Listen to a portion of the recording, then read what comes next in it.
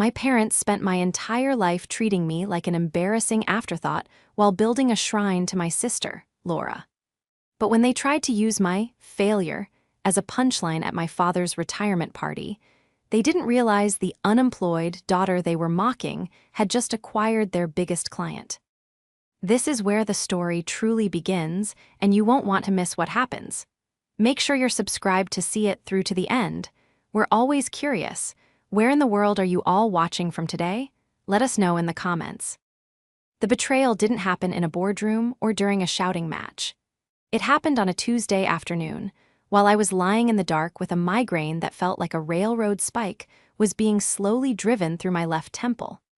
I was physically shattered. The last 3 months had been a blur of 18-hour days, sleeping under my desk, and eating vending machine crackers while my team and I finalized the code for Sentinel's 2 rollout. We were days away from the public announcement that would change the cybersecurity landscape forever. But right then, I was just a woman in sweatpants trying not to vomit from exhaustion. My phone buzzed on the nightstand. The screen illuminated the dark room, piercing my eyes. It was my mother, Paige. I hesitated. Calls from Paige were rarely inquiries about my well-being.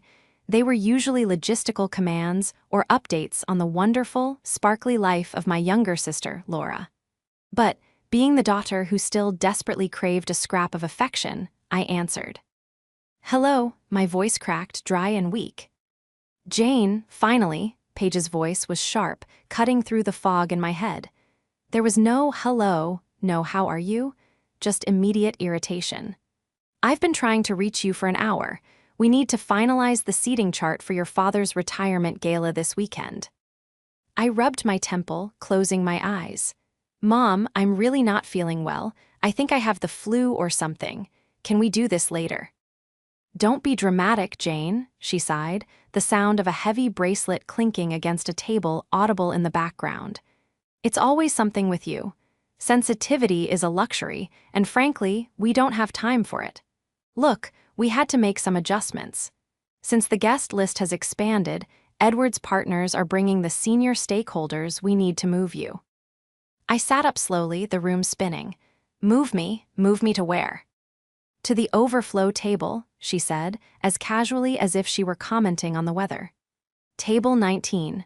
It's near the kitchen entrance. It's actually better for you, really. You won't have to worry about making conversation with the investors. You know how awkward you get when people ask about, well, whatever it is you're doing these days." My stomach turned. Table 19, the kids' table, the vendor table. "Mom," I said, trying to keep my voice steady, "I'm 29 years old. You're sitting me next to the kitchen." "It's not about age, Jane, it's about status," she snapped, her patience evaporating. "This night is about Edward's legacy. It's about success. Laura is sitting at the head table with us because she represents the future of this family. She just got that promotion to senior marketing associate, and she's bringing her fiancé, the doctor. It looks cohesive. You sitting there alone in your off-the-rack dress, explaining that you're freelancing or whatever euphemism you're using for unemployment. It distracts." I felt a coldness spread through my chest that had nothing to do with my fever. I never said I was unemployed. I said I was building something. Yes, your computer projects." She dismissed it entirely. "Look, there's one more thing. Since you're at table 19, could you keep an eye on the gift table? Just make sure the envelopes make it into the box. We don't want to hire security for inside the venue." Silence hung heavy on the line. They didn't just want to hide me, they wanted to use me as unpaid labor. "Actually," Paige continued, her tone softening into that fake, sickly sweet register she used when she knew she was crossing a line but didn't care.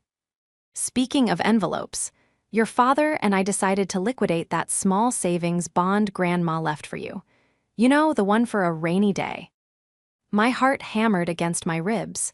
That bond wasn't huge, maybe $5,000, but Grandma had given it to me specifically because she knew my parents favored Laura. She had whispered to me, "For when you need to get away." "You did what?" I whispered. "You can't cash that, it's in my name." "Well, we had power of attorney from when you were in college, and we never really revoked it, did we?" She breezed past the legality. We needed the cash flow to put the deposit down on a new Tesla for Laura. It's her reward for the promotion. We figured you wouldn't mind, seeing as you don't really have any expenses living in that tiny apartment. You're always saying you don't need much. The room went silent. The migraine vanished, replaced by a clarity so sharp it felt like a blade. They stole from me. They stole my grandmother's safety net to buy my sister a luxury car she didn't need. Jane, are you there? I'm here, I said, my voice sounding strange to my own ears. It was hollow, devoid of the usual pleading tone I took with her. Good, so table 19. Saturday, 6:00 p.m. sharp. Don't be late and please buy a new dress. Something that doesn't look like you found it at a thrift store. She hung up. I sat there in the dark, phone in hand, listening to the silence of my tiny apartment, which was actually the penthouse of the building I owned. The betrayal wasn't just the money. It was the absolute erasure of my existence as a human being worthy of respect. It was worse than the diagnosis itself. The next 3 days were a test of willpower I wasn't sure I could pass. My instinct was to scream, to drive over to their sprawling suburban estate and demand my money back, to shake them until they actually saw me. But I didn't. I went into the office. I walked into Sentinel's headquarters, a sleek, converted industrial warehouse in the city center, and felt the hum of activity that usually grounded me. But today, I felt like a ghost in my own company. Jane, you okay? I looked up to see David, my COO, and one of the few people who knew the truth about my family dynamics. He was holding a tablet, looking concerned. I'm fine, I lied, pouring a black coffee with a shaking hand. Just family stuff. The retirement party. Yeah, apparently I'm security detail for the gift table, I said, a bitter laugh escaping my lips. And they cashed Grandma's bond to buy Laura a Tesla. David's eyes widened. You're kidding. Jane, you have to tell them. You're about to be on the cover of Wired. You just closed a $20 million Series B round. Why are you letting them treat you like a vagrant? I looked out the glass walls of my office at the team of 50 engineers and developers working on software that protected major banks and hospitals. Because, David, if I tell them, they won't love me. They'll just love the money. They'll love the status. I wanted them to appreciate me, the daughter who works hard, not the CEO with the checkbook. They don't deserve either version of you, David said gently. I know, I whispered, but I'm going to that party. I needed to see them. I needed to look Edward and Paige in the eye one last time before the news broke.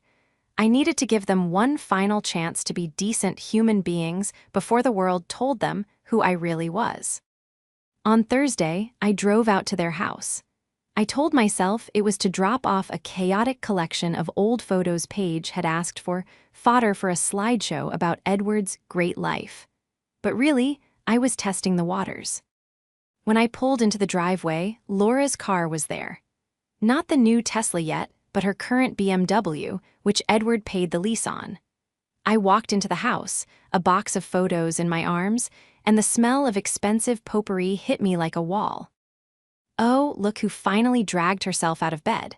Laura's voice drifted from the living room. I walked in. Laura was sprawled on the white linen sofa, flipping through a bridal magazine, while Paige was arranging flowers in a crystal vase. Edward was sitting in his leather armchair, swirling a glass of scotch. Hi, I said, setting the box down. Here are the pictures. You look tired, Jane, Edward said, not looking up from his glass. Dark circles. You really should take better care of yourself.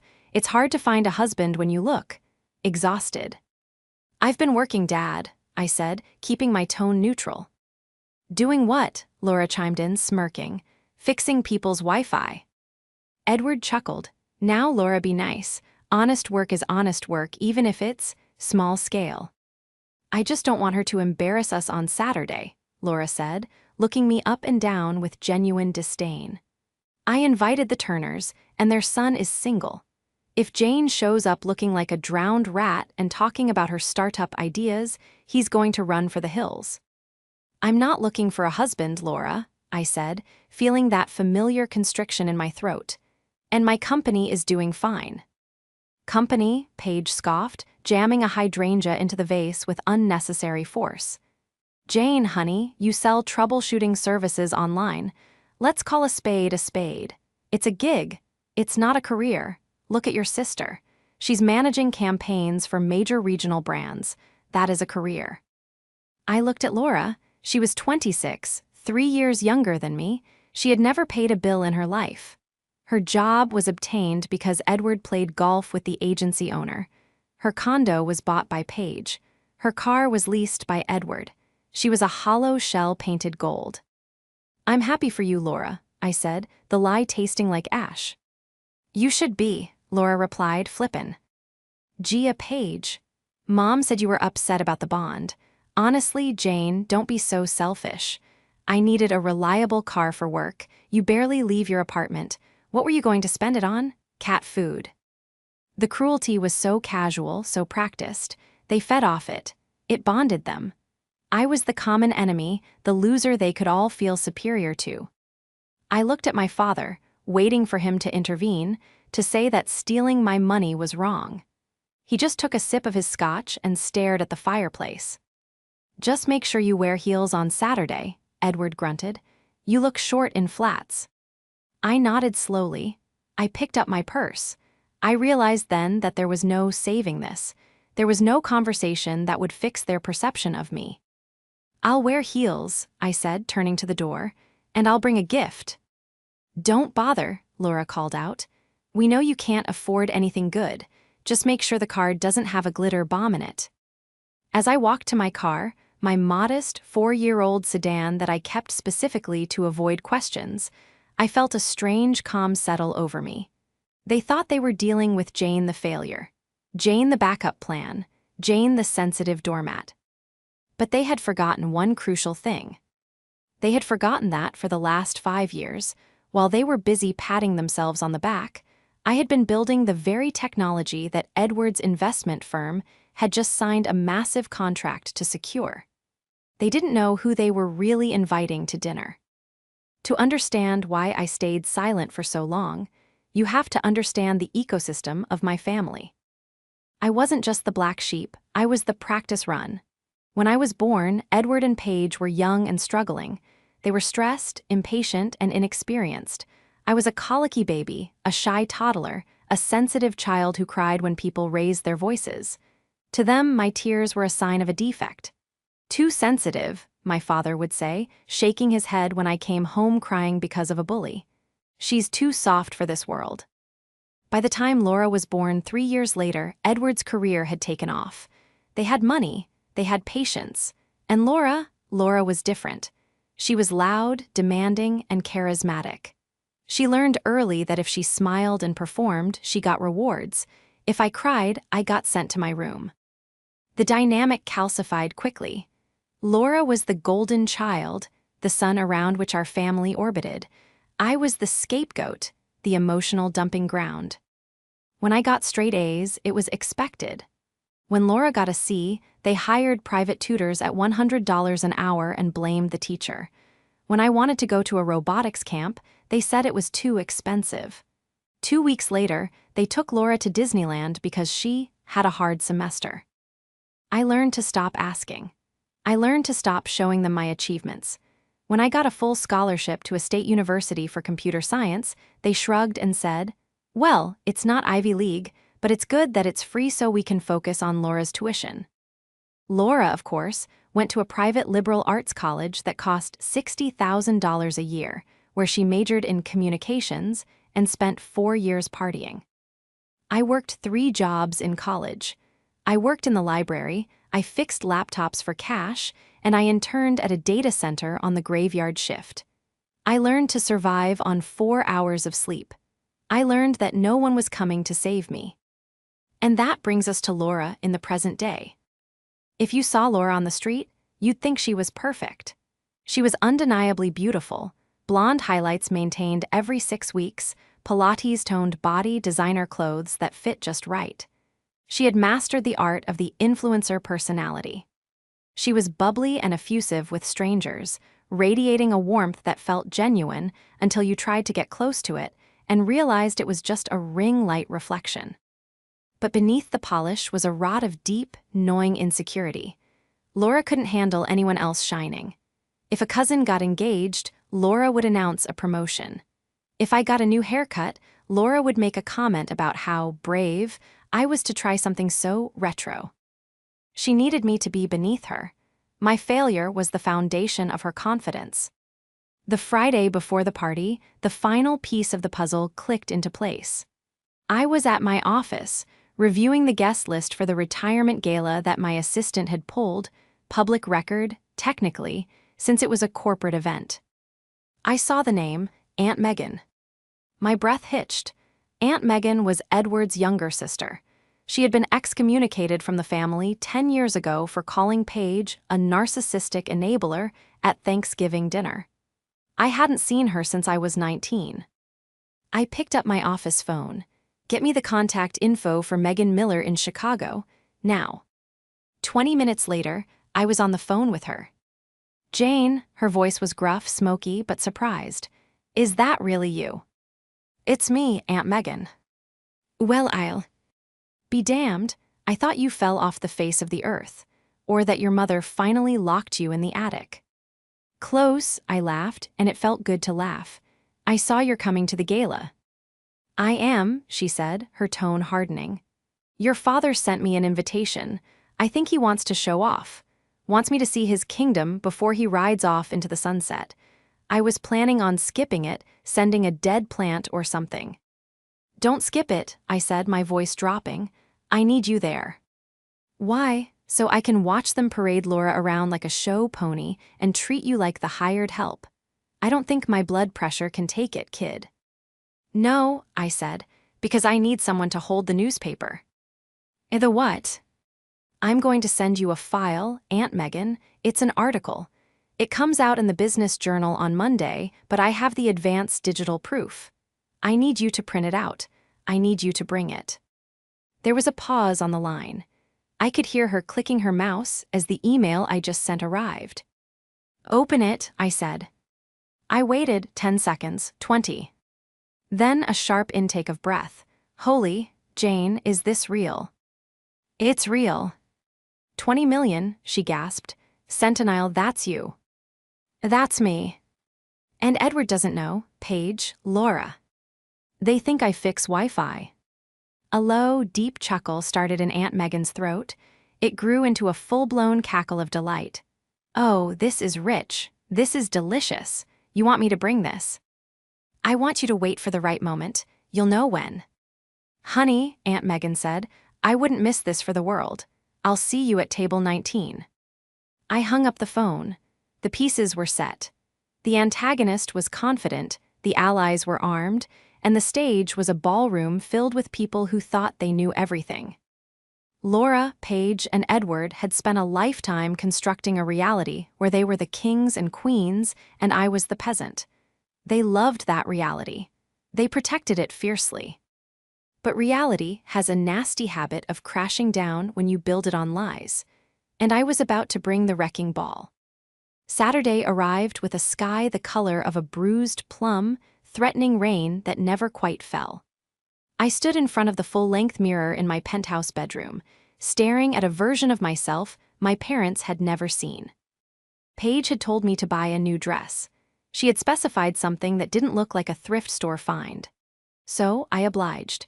I was wearing a sheath dress made of midnight blue silk, tailored specifically for my measurements in Milan during a tech summit last autumn. To the untrained eye like my mother's, it was just a simple, dark dress.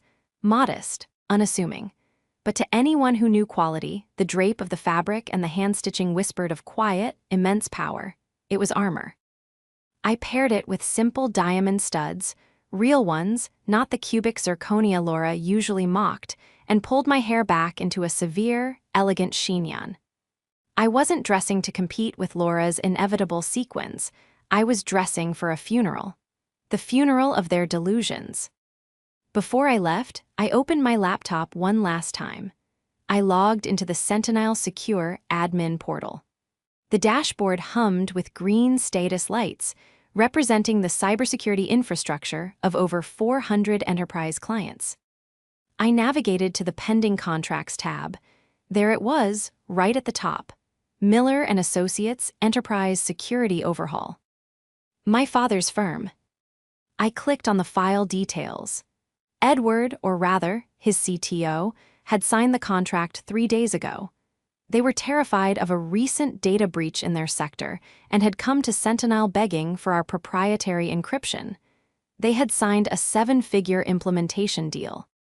My signature was on the countersign line, but because I used my legal initials J.A. Miller on documents, and because Edward never bothered to look at the details of vendor paperwork. He had no idea he had just hired his failure of a daughter to save his legacy. I printed a copy of the signature page. I folded it neatly and placed it in my clutch right next to my phone. This was my leverage. This was the trap. I checked my phone. A text from Aunt Megan. I'm in the parking lot. I have the package. I'm wearing a hat big enough to smuggle a turkey. Let's do this. I took a deep breath, the air hissing through my teeth. I wasn't going there to ruin my father's night. I was going there to demand the truth, but if they chose to lie, well, I had the receipts. I drove to the country club in my sedan. I parked in the back, far away from the valet stand where Edward would undoubtedly be greeting guests, so he wouldn't have to be seen standing next to my dented bumper. As I walked toward the grand entrance, the sound of a string quartet drifted through the air. The venue was opulent, gold leaf trim, crystal chandeliers the size of small cars, and massive floral arrangements that probably cost more than my college tuition. It was a temple to Edwa. Ard's ego. I reached the check-in table. A young woman with a clipboard smiled at me. Name. Jane Miller, I said softly. Her finger scrolled down the list. She paused. She frowned. She flipped a page. Oh, she said, her voice dropping an octave. Right, yes, table 19. It's through the main doors, take a sharp left, and it's tucked behind the pillar near the service corridor. Thank you, I said, keeping my face impassive. I walked into the ballroom. The room was a sea of tuxedos and glittering gowns. At the center of it all, under the massive chandelier, stood my family. Edward looked regal in a custom tux, holding court with 3 other gray-haired men. Paige was shimmering in silver, laughing too loudly at a joke I was sure wasn't funny. And there was Laura. She was wearing a gold sequin gown that was technically stunning, but spiritually aggressive. It screamed, "Look at me." She was hanging onto the arm of her fiancé, Mark, a bewildered-looking orthopedic surgeon who always seemed like he was trying to calculate the exit velocity needed to escape the Miller family gravitational pull. I watched them for a moment. They looked like a perfect advertisement for the American dream. Successful father, supportive mother, beautiful daughter. I tightened my grip on my clutch. I was the glitch in their matrix. And tonight, the system was going to crash. I made my way to table 19. It was exactly as Paige had promised. It was a small, circular table shoved into a drafty corner next to the double doors that swung open every 30 seconds to reveal waiters carrying trays of dirty dishes. The air smelled faintly of industrial dishwasher detergent and shrimp cocktail. My table mates were a motley crew of people Edward clearly felt obligated to invite, but didn't want to actually see. There was Mr. Henderson's elderly secretary, who was asleep, a distant cousin from Ohio who was wearing a polo shirt, and 2 interns from the firm who looked terrified to be breathing the same air as the partners. Great view, I muttered to myself, sitting down. My back was to the room, facing the wall. I had to physically turn my chair around just to see the stage. A shadow fell over me. I looked up to see Paige. She didn't look happy. She looked like a bomb disposal technician approaching a live wire. You made it, she said, her eyes scanning my dress. She frowned, clearly disappointed that she couldn't criticize it. Well, it's a bit dark, but at least it fits. Hello, Mom, I said. Don't get comfortable, she hissed, leaning in. The photographers are doing the family portraits in 5 minutes near the fireplace. We need you to stand on the far left. And please, Jane, try to smile. You always have that dour, victim look on your face. I'll do my best, I said. By the way, did you bring the paperwork for the bond you cashed? I need it for my taxes. It was a lie, I didn't need it for taxes, but I wanted to see her react. Paige scoffed, waving a hand dismissively. Oh, honestly, Jane, not tonight, it's $5,000. Stop acting like we raided a trust fund. You should be grateful we put it to good use. Laura's safety is paramount. You know how dangerous the highway is these days. Right, I said, my voice flat. Safety. She marched off. I followed her to the fireplace. The photographer, a harried man with too many lenses around his neck, was trying to arrange the golden family. Okay, Mom and Dad in the center, he directed. Laura, sweetheart, right next to Dad, hand on his shoulder. Perfect, and, who is this? He pointed at me with his lens. That's the other one, Laura said, flashing a blinding veneers white smile. Just put her on the end, maybe crop her if it's too wide. She laughed, Paige laughed, Edward chuckled. I stood on the end, I didn't smile. I looked directly into the lens with a gaze that could strip paint. As the flash went off, a man approached the group. It was Mr. Henderson, the senior partner of the firm. He was a legend in the industry, a man Edward had spent 30 years trying to impress. Edward, Mr. Henderson boomed, shaking my father's hand. Magnificent party, truly. Thank you, sir, Edward beamed, practically bowing. It's been an honor serving the firm. And this must be the famous Laura, Henderson said, turning to my sister. Your father talks about you constantly, the marketing genius. Laura preened, dipping her head in a mock-shy gesture. Oh, please, I just do what I can. And who is this? Henderson asked, turning his gaze to me. His eyes narrowed slightly, as if he was trying to place a memory. That's Jane, Edward said quickly, his tone dropping. She's finding herself. She does a little freelance computer repair. Freelance, Laura added, rolling her eyes playfully. She's our little bohemian. We're still waiting for her to join the real world. Henderson stared at me. I held his gaze. I didn't shrink. I didn't look Own.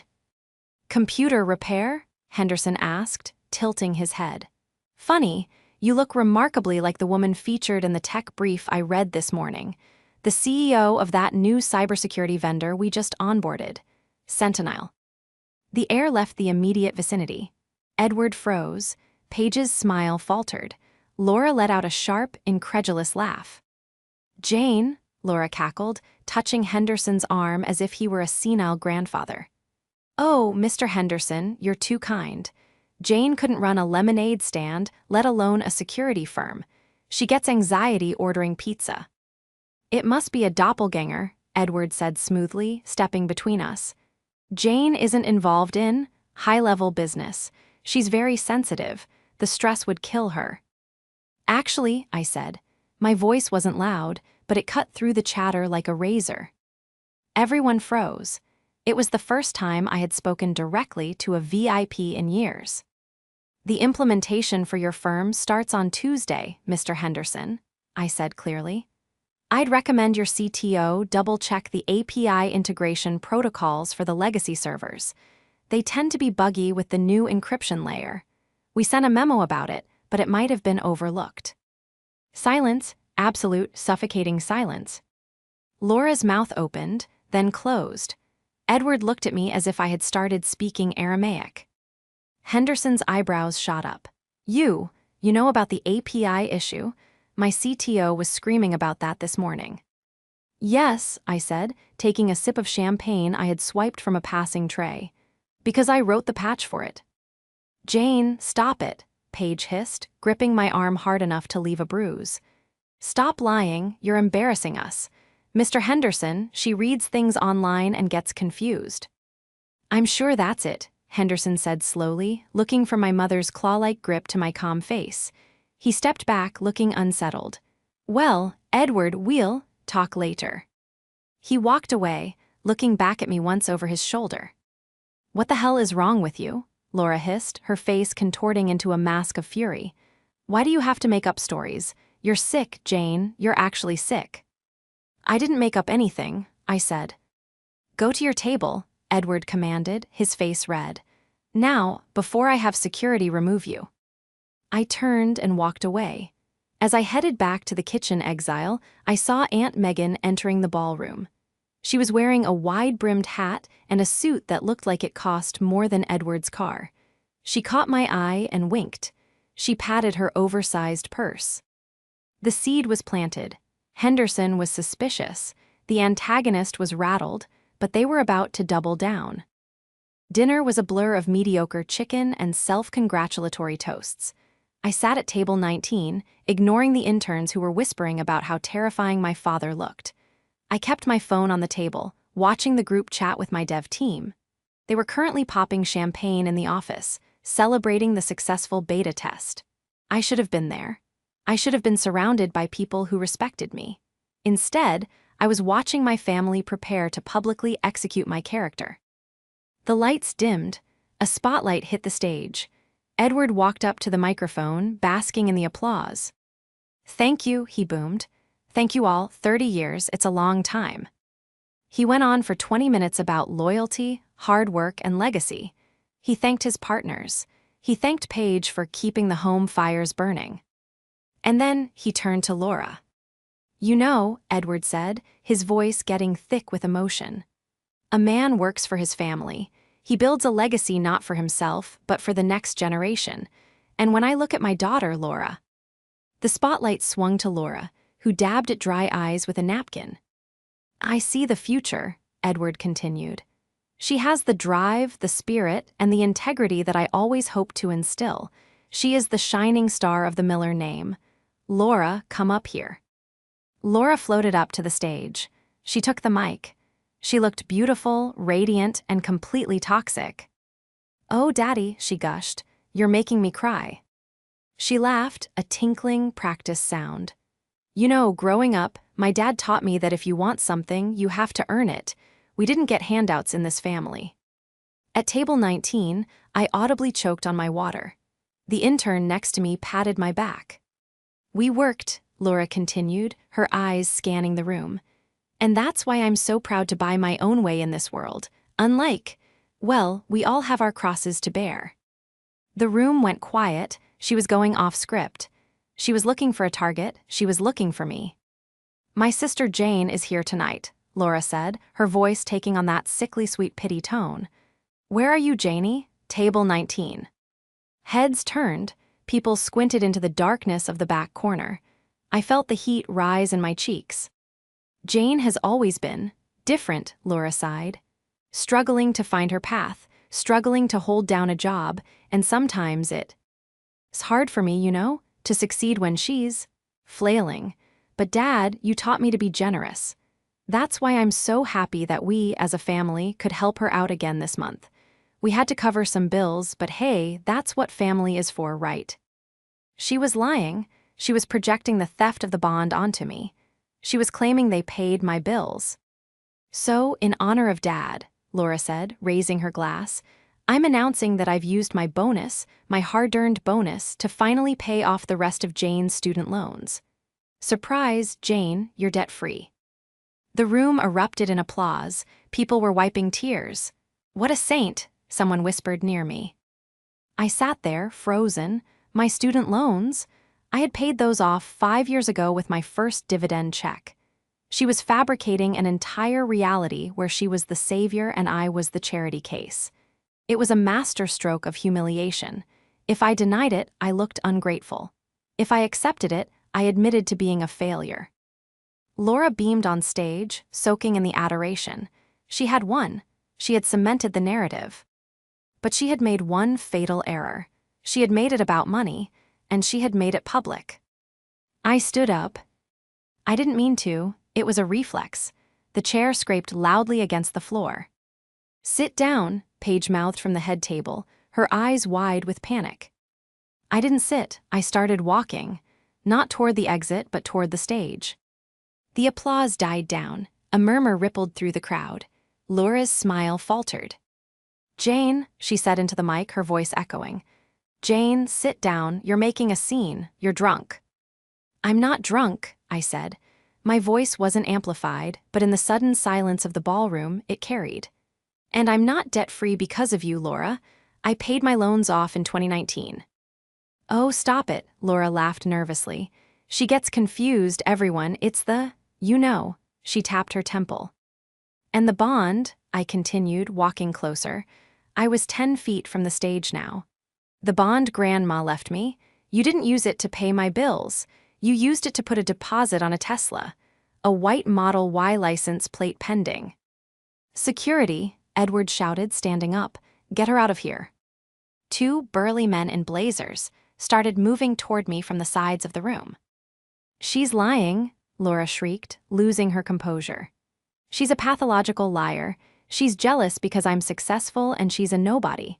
She's a broke, sensitive little loser who fixes laptops for cash. Is she? The voice boomed from the back of the room. It was deep, raspy, and loud. Everyone turned. Aunt Megan was standing on a chair at table 8. She was holding up a large, glossy magazine. It wasn't just a newspaper clipping. She had brought the entire advance copy of Business Journal. Megan, Edward gasped, his face draining of color. What are you doing here? I'm here to read the news, Eddie, Megan shouted. And the news says your loser daughter just bought your firm. What? Edward whispered. Megan threw the magazine. It fluttered through the air and landed on a guest's table. The man picked it up. Read the headline, Megan commanded. The man, a competitor of my father's, adjusted his glasses. He looked at the cover. He looked at me. He looked at Laura. It says, the man read, his voice projecting into the stunned silence. The Silent Titan, how Jane Miller built Sentinel into a $20 million cybersecurity empire in secret. Laura dropped the microphone. It hit the stage with a deafening screech of feedback. I stopped walking. I looked at my father. I looked at my mother. I looked at my sister. I don't fix laptops, I said, my voice calm, steady, and cold as ice. I own the company that secures them, and as of Monday, I own the contract that keeps this family fed. The silence that followed the screech of the microphone was heavy, suffocating, and absolute. It was the kind of silence that sucks the air out of a room, leaving everyone suspended in a vacuum of pure shock. I watched the magazine travel from the hands of my father's competitor to the person next to him, then to another. A murmur started to ripple through the crowd, low at first, then rising like a tide. 20 million, someone whispered. That's her, another voice said, sounding awestruck. That's the girl in the picture, the one standing right there. On stage, Laura stood frozen. Her mouth was slightly open, her hands trembling at her sides. The spotlight, which she had demanded be trained solely on her, now felt like an interrogation lamp exposing every crack in her flawless foundation. Edward was the first to move. He stumbled off the stage, nearly tripping on the steps, and rushed toward the table where the magazine lay. He grabbed it with frantic, clumsy hands. I watched him stare at the cover. I saw his eyes scan the text, desperate to find the word satire or fiction. He looked up at me. His face was a mask of confusion and terror. Jane, he croaked. Sentin. That's a vendor, a major vendor. It is, I said, my voice carrying clearly across the gap between us. It's the vendor you just signed a 7-figure contract with on Thursday, Dad. You didn't read the signature line, did you? J.A. Miller. No, he whispered. No, that's impossible. You fix Wi-Fi. It's a lie, Laura screamed. The sound tore through the room, shrill and desperate. She stomped her foot, her composure shattering like cheap glass. She pointed a manicured finger at me. She printed that? Laura yelled, grabbing the microphone stand again, though the mic was on the floor. She shouted to the room without amplification, her voice straining. She went to a print shop and made a fake magazine. She's sick. She's always been jealous of me. Don't believe her. The crowd looked uncomfortable. People were shifting in their seats, exchanging glances. Laura looked unhinged. It's not a fake, Laura. Aunt Megan's voice boomed from the back. She walked forward now, parting the crowd like the Red Sea. I bought a subscription. It's online right now. Google it, people. Jane Miller Sentinel, go ahead. Hundreds of phones lit up simultaneously. The blue glow illuminated faces as guests began to scroll. "Oh my God," a woman near the front gasped. "It's true, Forbes did a piece on her last month too, the quiet disruptor." "She's listed as the sole founder," a man at table 4 said, showing his screen to his wife. "Net worth estimated at, wow." Laura looked around wildly. She saw the tide turning. She saw the admiration in the eyes of the guests, admiration that was directed at me, not her. The narrative she had spent 26 years building, the story of Laura the star and Jane the failure, was dissolving in real time. "Mom," Laura wailed, turning to Paige. "Do something, tell them she's lying." Paige was standing by the dessert table, her face pale. She looked at me, then at the magazine in Edward's hand, then at the guests whispering about my success. I saw the gears turning in her head. I saw the exact moment panic shifted into calculation. She plastered a smile on her face. It was a terrifying, rigid thing. She walked toward me, arms outstretched. "Oh, Jane," she cried out, her voice shaking with faux emotion.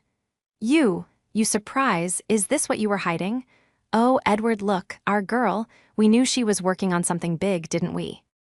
The audacity took my breath away.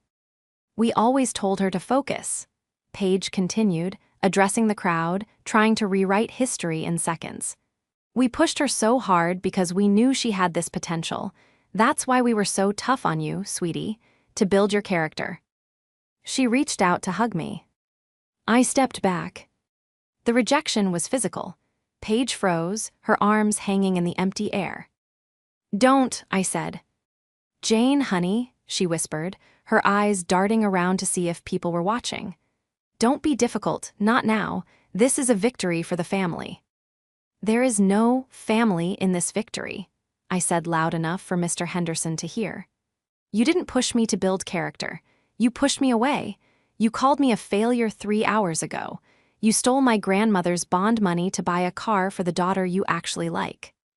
"That was a loan," Edward sputtered, stepping in to support his wife. "Jane, be reasonable. We're a team. Your success is our success. I'm the one who taught you about business." "You taught me nothing," I said, feeling a cold, hard anger crystallize in my chest. I reached into my clutch and pulled out the folded paper. The signature page. "You taught me that if I wanted to survive, I had to do it alone," I said. "You taught me that my value was 0 unless I was Laura. Well, look at the contract, Dad." I held it up. "This is the agreement you signed with Sentinel," I said. "Section 4, paragraph 2. The vendor reserves the right to terminate the contract immediately upon discovery of unethical conduct by the client's leadership." Edward went white. "Jane, you wouldn't. That contract is vital. We have a fiduciary responsibility to the board. We've already announced the partnership." "Then you have a problem," I said. "Because I don't do business with people who steal from me. And I certainly don't do business with people who use my name to humiliate me." "I didn't mean it," Laura shrieked, running down the stairs now, tripping on her gown. She grabbed my arm. Her grip was desperate, her nails digging in. "Jane, stop it. Mark is watching. You're ruining everything. Just say you were joking. Just say I helped you." I looked at Mark, her fiancé. He was standing near the stage, looking at Laura with a mixture of horror and realization. He looked at the woman who had just claimed to pay my bills, the woman who mocked me for being poor, and he saw the lie. "I can't help you, Laura," I said, pulling my arm from her grasp. "You're the marketing genius. Spin this." I turned to the crow. I apologize for the disruption. My aunt and I will be leaving now. Enjoy the cake. I hear it's expensive." "Jane, wait," Edward shouted. "We can talk about this. We can structure a deal, a family trust." "Jane," Paige cried, "you're being too sensitive." I stopped. I turned back one last time. "No, Mom," I said, smiling for the first time all night. "I'm not too sensitive, I'm too expensive." I walked out. Aunt Megan was right beside me, cackling so hard she was crying. As the double doors swung shut behind us, the last thing I heard was the chaotic roar of 100 conversations starting at once, and the sound of Laura sobbing into a dead microphone. The fallout was swift, brutal, and entirely of their own making. I didn't go home that night. I went to Aunt Megan's hotel suite. We ordered room service, burgers, fries, and a bottle of the most expensive champagne the hotel had, and we sat on the balcony, watching the city lights. We didn't talk much about the pain of the past, we talked about the future. For the first time in my life, I felt seen by a family member. By Monday morning, the Business Journal article was trending. The headline, "The Silent Titan," was everywhere in the tech circles. But in my hometown, the gossip wasn't about the money, it was about the party. Edward tried to come to my office at 9:00 a.m. on Monday. He didn't make it past the lobby. My receptionist, a fierce woman named Sarah who knew the whole story, simply told him, "Ms. Miller is in a meeting. She is not accepting unsolicited vendors." He sat in the lobby for 4 hours. I watched him on the security feed for a minute, a graying man in a suit that suddenly looked a little too big for him, holding a briefcase that contained nothing I wanted. Eventually, he left. Later that afternoon, I had legal send over the formal notice. I didn't cancel the contract with his firm. I wasn't going to punish his employees or his partners for his sins, and frankly, Sentinel needed the revenue to hit our Q4 targets. Business is business. But I added a rider to the agreement. All communication regarding this account must go through the Chief Technical Officer. No direct contact with the CEO is permitted. It was a professional restraining order. The personal fallout was messier. Laura's fiancé, Mark, called off the engagement 3 days later. Apparently, watching his future wife scream lies into a microphone and then try to physically attack her sister was a red flag he couldn't ignore. Plus, once the golden child veneer cracked, other truths came out. He found out about the credit card debt she was hiding, the fact that Paige was paying her rent, and the lies she had told him about her career. Without Mark, and without this successful narrative, Laura spiraled. She tried to blast me on social media, posting long, tearful videos about how I had blindsided the family and ruined her father's moment. It backfired. The internet is a cruel place, but it's also good at digging up receipts. People found the article. They found her old posts mocking freelancers. The comments section turned into a roast of epic proportions. She deleted her accounts within 48 hours. 2 weeks after the party, I received a letter. It was a cashier's check for $5,000 plus interest. There was a note from Paige. "Jane, we are returning the bond money. We hope this clears up the misunderstanding. We would like to invite you to dinner this Sunday. Just us. No photographers. We want to get to know the real you. We are very proud. Love, Mom." I stared at the check. 5 years ago, that money would have saved me from hunger. 5 years ago, that note would have made me weep with gratitude. I would have run back to them, desperate to finally be proudly accepted. But I wasn't that girl anymore. I wasn't the backup plan. I took the check. I endorsed it. And I donated it to a scholarship fund for underprivileged girls entering STEM fields. I didn't reply to the note. I didn't go to dinner. I realized that they didn't want to know the real me. They wanted to know the CEO. They wanted access to the power I now held. If I went back, nothing would change. They would just find new ways to use me, new ways to minimize me to make themselves feel bigger. Only now they would do it with a smile while asking for loans. I chose peace instead. I kept in touch with Aunt Megan. In fact, I hired her as a consultant for our Chicago expansion.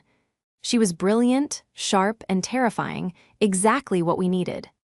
6 months later, I was walking into a gala. This time, it was my gala. Sentinel was celebrating the IPO. I was wearing a dress I chose, surrounded by people I respected, standing on a stage I had built with my own 2 hands. I looked out at the crowd. I saw my team. I saw Aunt Megan raising a glass in the front row. I saw the future I had fought for. I thought about table 19. I thought about the years of being told I was too sensitive. V. I smiled. They were right. I was sensitive. I was sensitive enough to notice the details they missed. I was sensitive enough to build a system that detected threats before they struck. I was sensitive enough to know when I was being lied to. My sensitivity wasn't a weakness. It was the code that rewrote my life. And as the applause washed over me, real and earned, I knew one thing for sure. The backup plan had officially taken the lead.